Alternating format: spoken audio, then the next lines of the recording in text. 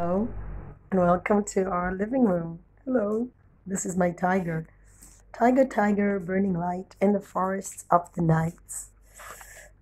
What hand dared to trace your symmetry or something like that? William Blake. So, it's almost 2020, and I was thinking, what is the most pressing issue? And what do you think, Sam? I think his is snacks. Oh, snacky. And we have here Shoshan Shelby. And I want to talk about vaccinations. Let's talk about that. I'm about to go in about 2 minutes to a poetry evening. Hopefully, I can tape from there. Natan Alterman, one of the best Israeli poets. And let's go back to vaccinations. So we have a new Minister of Health. His name is Leachman. He used to be the vice assistant health minister, and now he is the health minister. Although I don't remember if there was another health minister recently. Anyway, he has a photo, which I don't have at the moment, of him getting a vaccination, and I heard him speak on the radio today. I put on the radio when I work, and it says that he said that it's very important. We should have rules in kindergarten and other places not to let in children who have not been vaccinated, and be very strict. As far as I know, the population that he comes from are not very good at vaccinations, the ultra-Orthodox, because they don't really believe in biology or evolution. Or so if you don't believe in evolution, can you believe in vaccination? Because isn't it like sort of connected?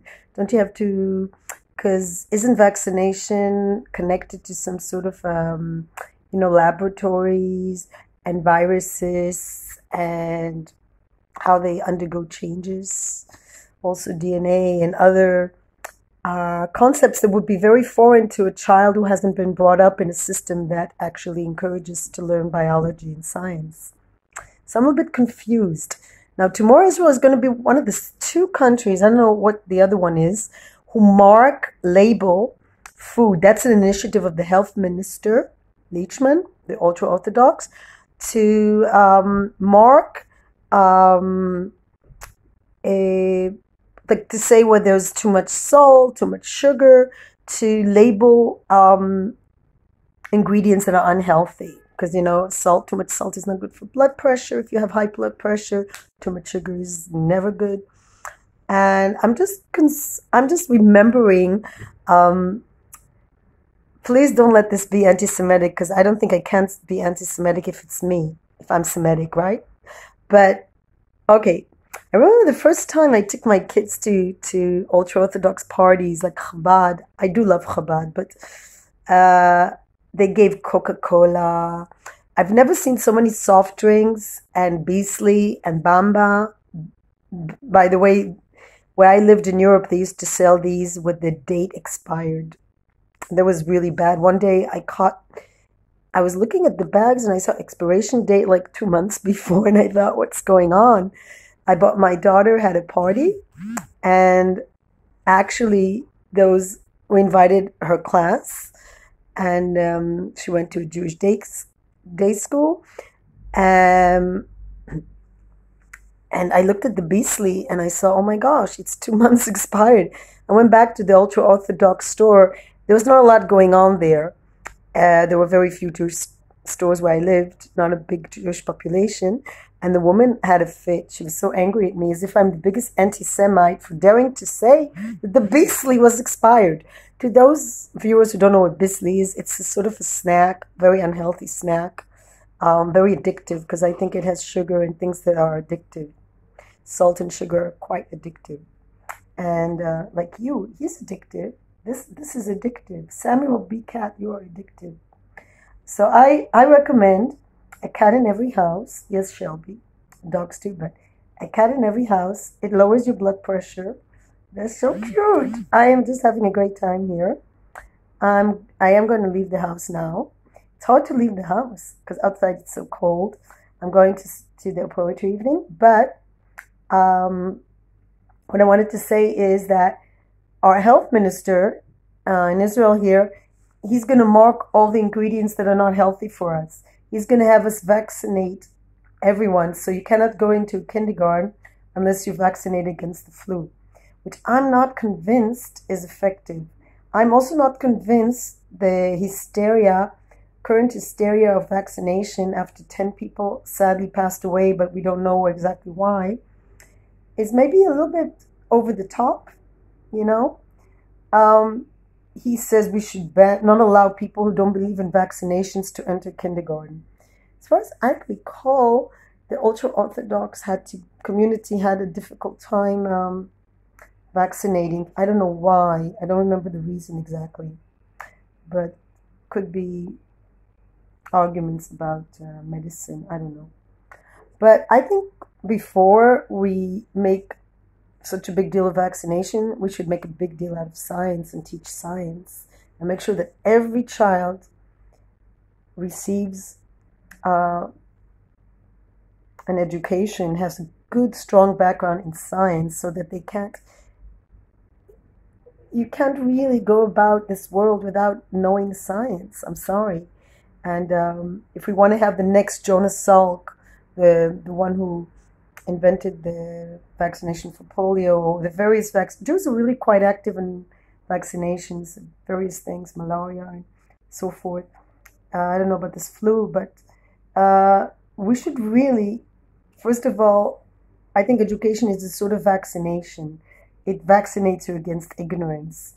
And I always used to think that when you're educated, you're also vaccinated against cruelty and unnecessarily being mean to somebody unnecessarily because you are aware of yourself. But sadly, that's not always the case. But let's say it prevents. It's like every vaccination. It does prevent stupidity, but not 100%. So let's vaccinate ourselves against stupidity. Let's read more books.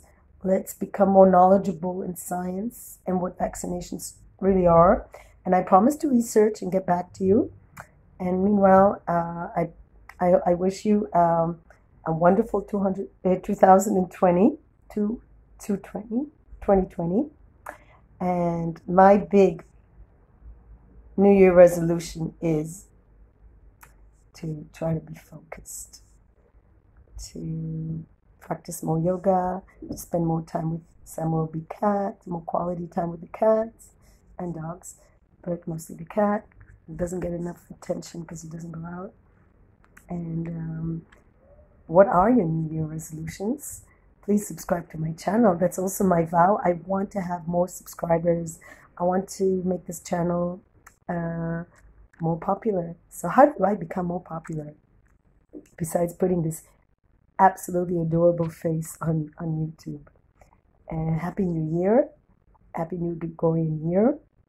And yeah, I like the number 2020. I think it would be a good song. Like 2020. 2020. It's a good year for Sammy. Begins. What do you wish for yourself in 2020? I want to have more snacks. Yeah, and I want to have a nice scratching bowl, please. It's not gifts only. I vow to be nicer and not to bite my mommy. Not to bite so much and not to steal her food. Well, those are very good resolutions, Samuel B. Cat. Let's all make wonderful resolutions. Even if we don't keep them, at least we have goals to strive for. Peace, light, and love. And I should be out the door by now if I want to make it on time. Bye. For some reason, I'm thinking this might be sold out. You never know. Ah, you broke your vow, Sam. Okay, I think I'm going to leave now. Bye.